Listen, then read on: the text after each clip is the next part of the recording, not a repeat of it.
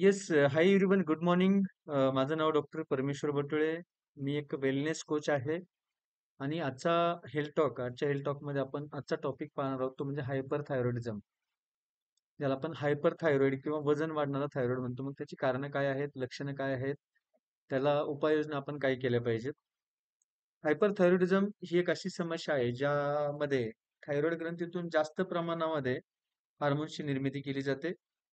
आणि थायरॉइड ही गळ्याच्या खाली असणारी एक लहान ग्रंथी आहे, ज्या ग्रंथीमधून आपल्याला T4 असेल, T3 असेल, हे हार्मोन्स तयार होत असतात आणि आपल्या शरीरात ऊर्जा नियंत्रित करण्यासाठी आणि ऊर्जा वापरण्यास मदत करण्यासाठी या ग्रंथीतून येणारे हार्मोन्स महत्वाचे असतात.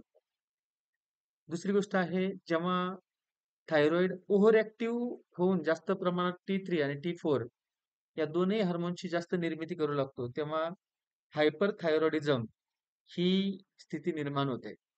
आता सर्वात महत्त्वाची गोष्ट आहे, हायपरथायरॉइडिझमची कारणं काय-काय आहेत? तर हायपरथायरॉइडिझमची काही कारणं आहेत. अनेक कारणांमुळे हायपरथायरॉइडिझम त्रास होत असतो. प्रामुख्यानं ग्रॅव्हस डिसीज ज्याला म्हटलं जातं, जो ऑटोइम्यून डिसऑर्डर आहे, ही समस्या या थायरॉइडमुळे होऊ शकते. हा आजार पुरुषांपेक्षा स्त्रियांमध्ये जास्त प्रमाणामध्ये आढळतो. या आजाराची कुटुंबात अनुवंशिकता असल्यास देखील हा आजार होतो. मग हायपरथायरॉइडिझमची इतर सहाय्यक कारणं देखील आहेत. ती कारणं आपण आता जाणून घेणार आहोत. पहिलं कारण आहे, आहारातून आयोडीनच्या अतिवा अतिवापरामुळे हायपरथायरॉइडिझम होतो. सेकंड, थायरॉइडला सूज आल्यामुळे होतो. थर्ड, स्त्रियांच्या अंडाशयातील किंवा पुरुषांच्या अंडाशयातील या टेस्टिस मधील ट्युमर्समुळे देखील हायपरथायरॉइडिझम होतो. थायरॉइड किंवा पिट्युटरी ग्रंथीमधील ट्युमर्समुळे देखील हायपरथायरॉइडिझम होतो. प्रेग्नन्सीतील हार्मोन्समधील बदलांमुळे देखील हायपरथायरॉइडिझम होतो. स्मोकिंग सारख्या व्यसनांमुळे देखील हायपरथायरॉइडिझम होतो. आणि सगळ्यात महत्त्वाचा घटक म्हणजे आहारातून किंवा औषधाद्वारे आपण टेट्रा योडारिटीन हा घटक मोठ्या प्रमाणात शरीरात गेल्यामुळं हायपरथायरॉइडिझमची समस्या उद्भवू शकते.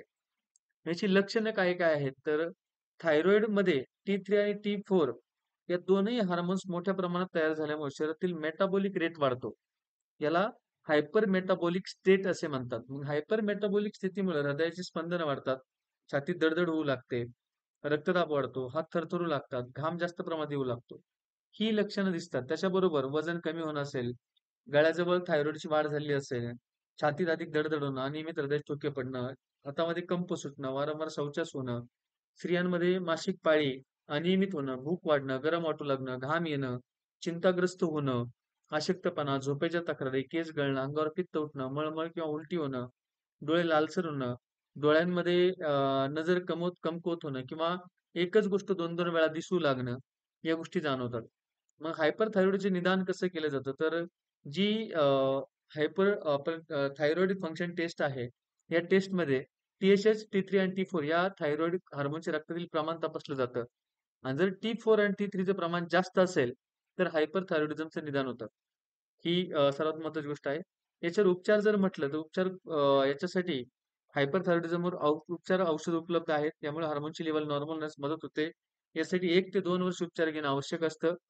परंतु जर आपण आपल्या लाईफस्टाईलमध्ये बदल केले, आपल्या आहारामध्ये चेंजेस केले, आपण प्रॉपर व्यायाम केला, संतुलित आहार घेतला, तर आपण आपल्या बॉडीला हायपरथायरॉइडिझमपासून मुक्त करू शकतो किंवा औषधोपचारांनी हायपरथायरॉइडिझमची समस्या कमी न झाल्यास सर्जरी करून देखील थायरॉइडच्या ग्रंथीच्या प्रभावित भागाला काढून टाकलं जातं.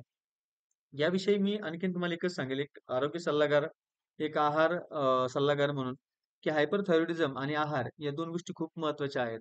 हायपरथायरॉइडिझमचा त्रास झाल्यास काय खाल्लं पाहिजे आणि काय नाही खाल्लं पाहिजे, हे खूप महत्त्वाचं आहे. जर याच्यावर आपण काम केलं, तर 100% आपण हायपरथायरॉइडिझमला कंट्रोलमध्ये आणू शकतो आणि आपलं मेडिसिन बंद करू शकतो. कारण हायपरथायरॉइडिझमची समस्या असल्यास काय खावं?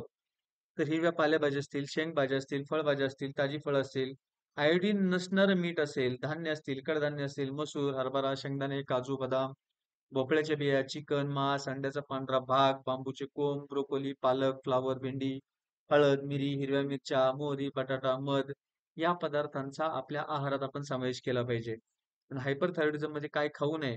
तर सगळ्यात महत्त्वाची गोष्ट आहे, आयोडीनयुक्त पदार्थ खाणं टाळलं पाहिजे. आहारातील आयोडीनयुक्त मिठाचा वापर टाळला पाहिजे. आयोडीन असणारे पूरक औषधं खाणं टाळलं पाहिजे.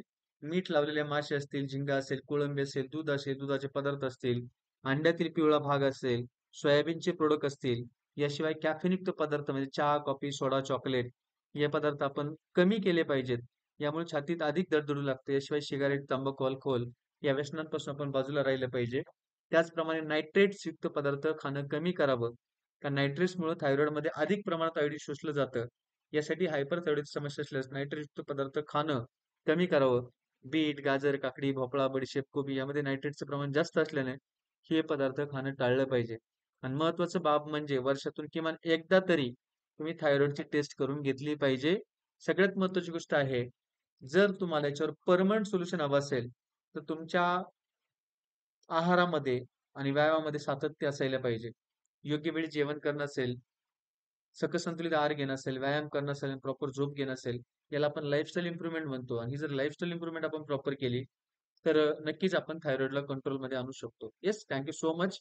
हायपरथायरॉइडिझमची लक्षणं होती, कारणं होती आणि याच्यावर उपाययोजना काय आहेत, काय खायचं, काय नाही खायचं, ते सांगण्याचा प्रयत्न नक्कीच मी या ठिकाणी केलेला आहे. अधिक माहितीसाठी तुम्ही नक्कीच मला कॉल करू शकता. माझा कॉन्टॅक्ट नंबर आहे 9767336623 9767336623 आणि आमचं या YouTube चॅनलला नक्की सबस्क्राईब करा, फॉलो करा, बेल आयकन दाबा, जेणेकरून तुम्हाला प्रत्येक नवीन-नवीन आरोग्याबद्दल, हेल्थबद्दलचे जे काही व्हिडिओज आहेत, ते पाहण्यासाठी आणि ऐकण्यासाठी मिळतील. Thank you so much.